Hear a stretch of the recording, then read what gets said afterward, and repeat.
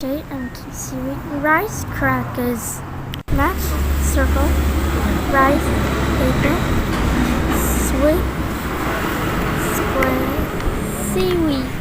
Then trim the rice paper. Next, dip the rice paper in cold water. Twist the rice paper on the seaweed. Sprinkle some sesame seeds on top.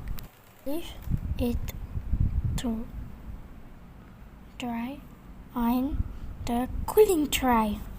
Try something like this. Now iron dry with big blank seaweed. Repeat the same process. Now my sister turn to do it.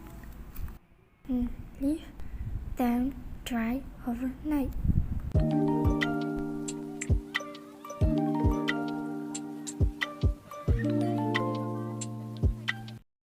Then cut them in square shapes.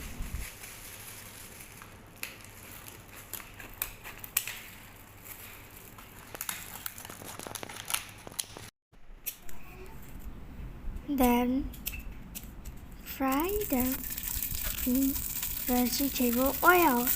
After that, stir it on kitchen towel. It's so crispy and yummy. Do you want to buy